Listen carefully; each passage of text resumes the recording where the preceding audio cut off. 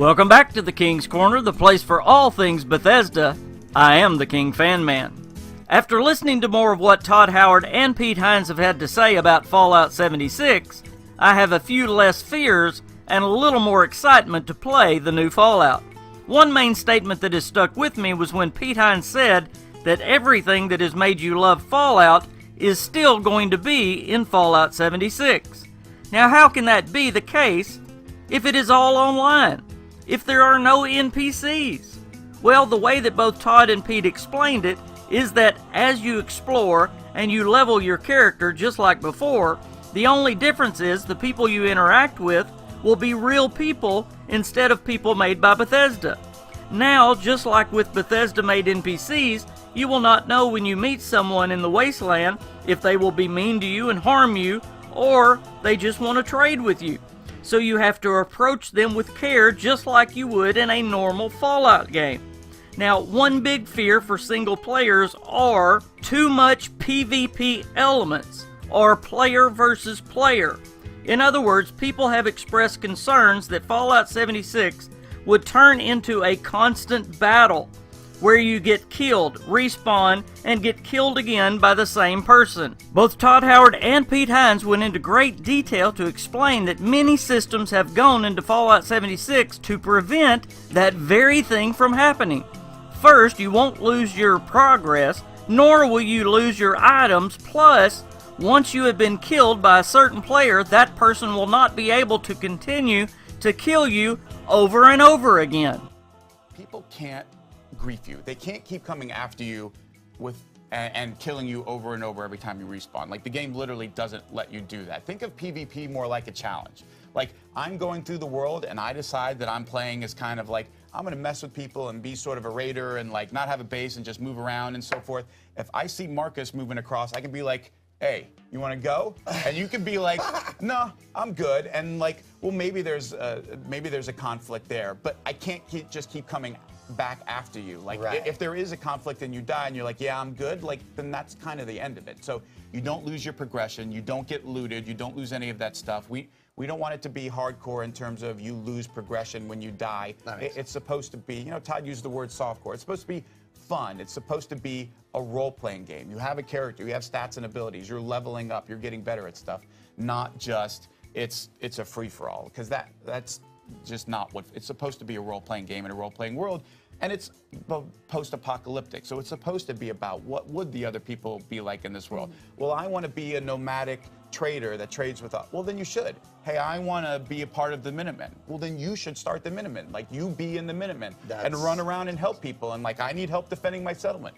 Okay, I'll do it, but I want some money for that. Like, however you want to play it, like, that's what role-playing can be. It can be lots of other things. It can be very scripted and dialogue trees and so forth, but it can also be like D&D. It can be like there's a very limited, there's very few rules, and you decide how you want to interact and what you want to do. It's actually funny you said D&D, because I you know, when I was watching and listening to Todd, I kind of said to myself, like, oh man, this is like a role player's dream. Yes. Actually, like, I could definitely see a lot of people playing the game in that way, which is sure. awesome. But like, if you want to do the kind of stuff that you're probably used to in Fallout games, which is, look, I just want to do quests and I want to find cool areas to explore. Now, like, yes, you should do all of that. Like, of course, there's all of that in the game. There is a ridiculous number of quests. The map is 4 times the size. Like, it's absolutely massive. But you can do that and then decide at any given moment, yeah, I do want to join up with somebody, or somebody invited me to group up to finish this quest or to do this thing, and I want to. Like, it's an option. It's a thing that you can choose to do however you want to play.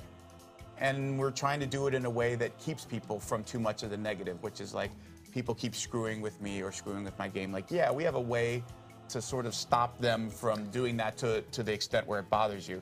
Like, there still needs to be some tension, right? I see a person, like, are they helpful? Are they friendly? Are they not friendly? And that's actually excitement but of it, like, shouldn't not be any different knowing. than, like, I see a death claw. Like, I'm not getting griefed by a death claw when I keep trying to kill it and it kills me 5 times in a row. Like, that's just the game.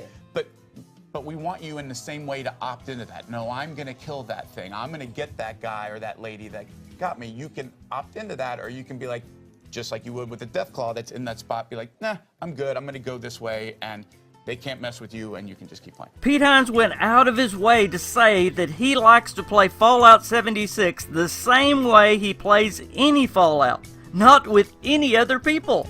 Folks get a better understanding of what it is. It's still at its core a Fallout game. You're still doing all of the things you would do in a Fallout game if it was an offline single-player game.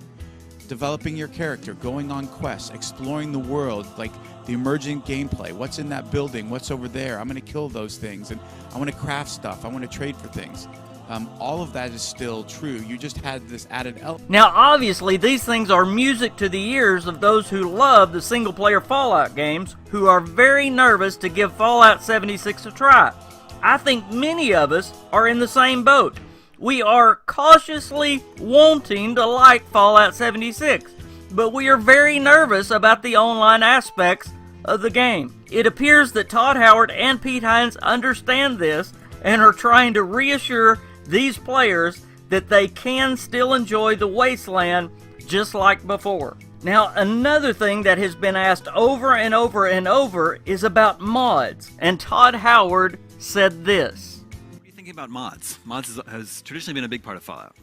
It has, something that we love, that we're 100% committed to doing. Just we're not going to have the ability to do it at launch. So right now, we're at this point where we're designing a service that will come online later where you can have your own private world and also have the ability to mod it yourself, use other people's mods. That's very complicated when you get online, but it's something we're definitely committed to.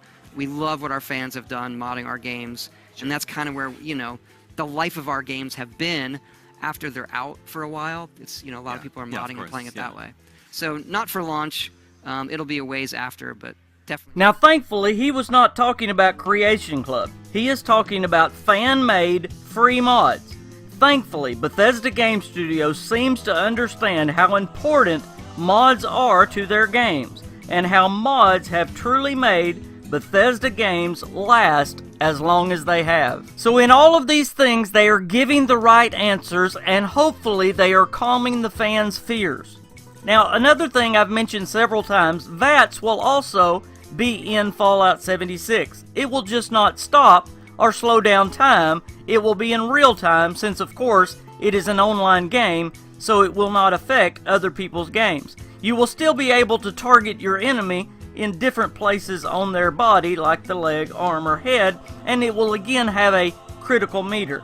Now, with all of these questions answered, I know you probably still have 1,000 or more questions about Fallout 76, and we will continue to learn more all the way up until the release, and I promise to bring you many more videos breaking down this game so you can decide for yourself if you want to explore the wastes of West Virginia. I'm just thankful you came by the King's Corner today. I would also ask you to consider supporting this channel by going by my Patreon page and making a pledge. Any amount would be greatly appreciated. But more than that, I want to thank you for just being a part of this channel. You being a subscriber and making good comments gives me so much encouragement and makes me want to just keep doing better and better for you guys. And hey, if you're not a subscriber, we would love to have you as a part of this family. I am the KingFanMan, and I'll see you next time.